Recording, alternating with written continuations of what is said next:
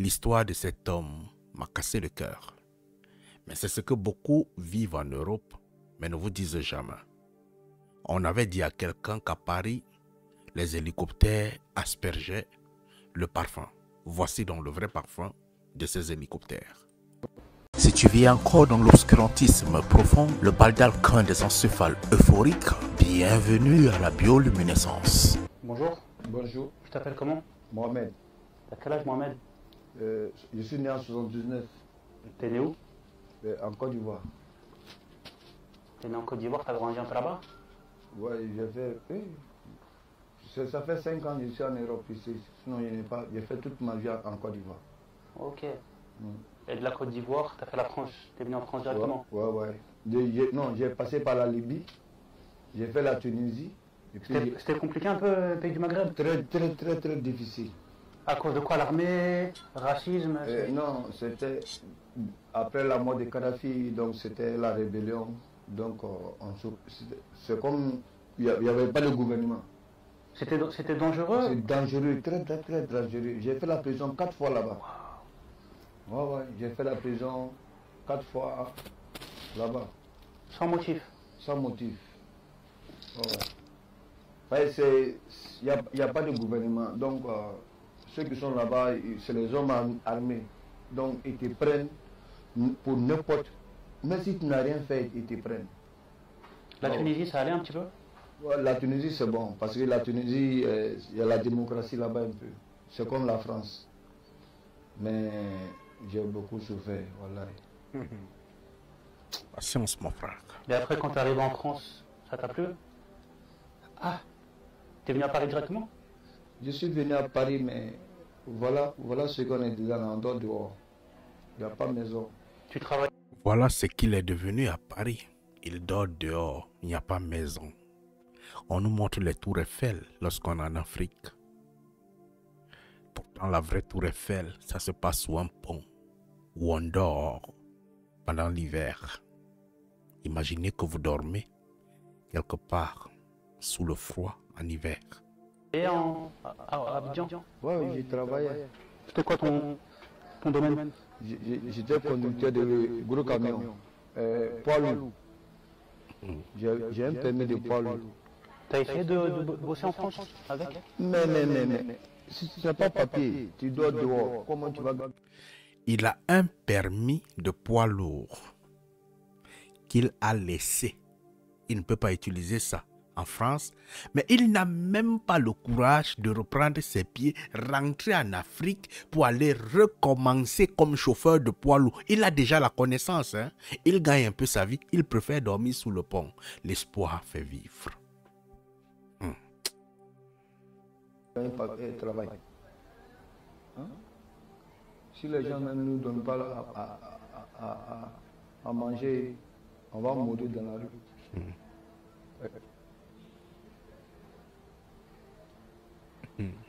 En plus, toi, tu parles bien français. Tu as déjà essayé d'aller dans les services sociaux, demander de l'aide? Ah, mais.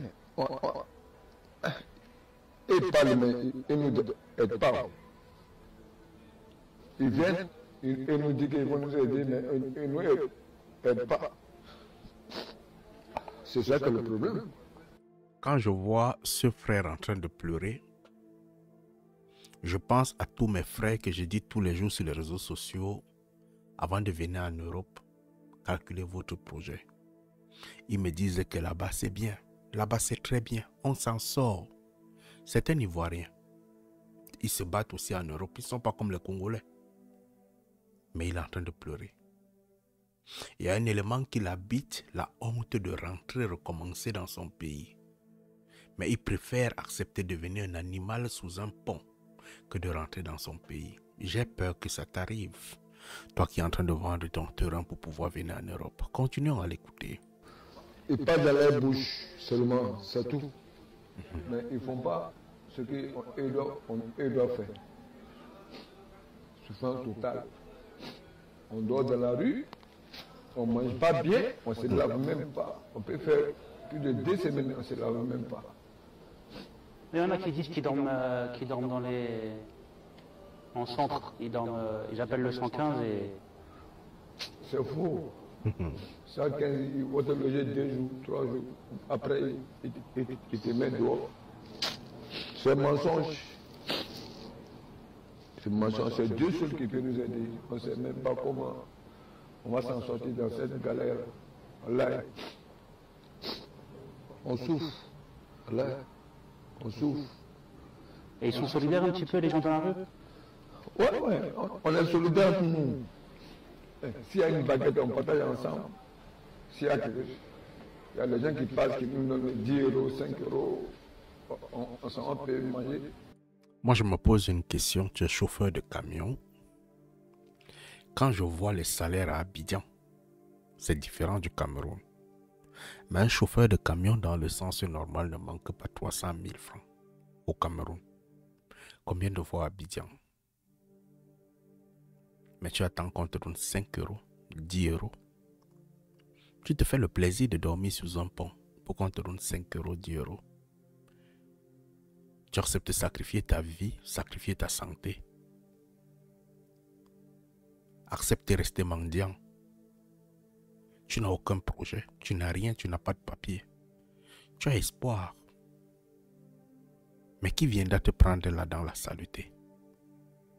Tu comptes sur une femme qui va changer ta vie. La femme, pour qu'elle change ta vie, il faut qu'elle ait beaucoup de cœur pour venir te récupérer dans la saleté. Parce qu'elle aussi, elle aime des hommes qui sont propres. Et s'il arrivait que tu tombes sur une autre femme, tu vas trouver qu'elle est toxico aussi. Et elle va te finir la vie. Ça fait très mal de voir ça, mais ce sont les réalités de l'Europe. À un certain temps, il faut avoir le courage de reporter ses pieds et rentrer. À un certain temps, il faut avoir le courage de dire stop à ceci. Ma vie ne s'arrête pas là. Il est né en 1978. Il est en train de finir sa carrière dans la rue. Il a autour de 50 ans presque. Et continuons à l'écouter. À part ça, c'est fini. Il n'y a pas autre solution. On fait comment? Tu n'imaginais pas du tout que c'était comme ça? Tu pensais que... Non. Je pensais que c'était le radeau. On va venir en Europe, on va bien vivre. On est venu se mettre dans la merde. T'as de la famille? Oui, mais pas ici. Je suis sûr d'ici, mais au pays, il y a la famille, mais pas ici.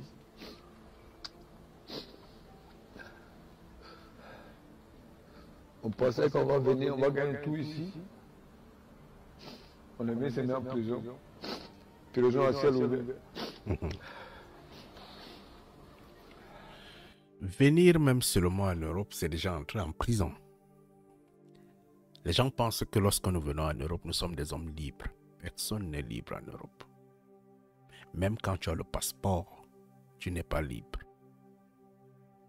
Parce que la définition de la liberté, c'est savoir se mouvoir, bouger comme on veut, aller là où on veut, manger ce qu'on veut, écouter de la musique comme on veut, faire ce qu'on veut. À 22 heures, tu ne peux pas écouter de la musique avec liberté chez toi. Tu ne peux pas faire la fête chez toi comme tu veux. 22 heures, toutes les lampes sont fermées. Le froid te met en prison. Tu veux sortir, tu dois respecter les horaires de train et tout. Tu n'as pas de liberté. Si tu veux voyager et que tu n'as pas de papier, tu es en prison. Si tu perds un membre de ta famille, tu n'as pas de papier, tu es un prisonnier. L'Europe, c'est la vraie prison. Si vous voulez punir un enfant même, qu'il vous dérange, envoyez-le en Europe et vous arrachez ses papiers. Envoyez-le à l'extérieur, vous arrachez ses papiers, vous allez comprendre. Il va vivre plus que la prison. Continuons à écouter notre frère. T'as déjà pensé à aller dans un autre endroit? Peut-être une autre ville ou un autre pays en Europe? À un moment, j'étais... La ville, là, comment on appelle la ville, là même, là, Strasbourg. Mais je n'ai pas duré là-bas. J'ai fait 4 mois à 5 mois comme ça, à Strasbourg. Il y a du boulot là-bas? Non, il n'y a pas de boulot. Ils sont venus nous prendre dans la rue ici, pour nous envoyer à Strasbourg. Après, ils nous ont laissé encore. Je suis revenu à Paris. Il n'y a pas boulot, à Strasbourg. Tu as déjà connu quelqu'un qui était à la rue et qui a réussi à trouver un boulot?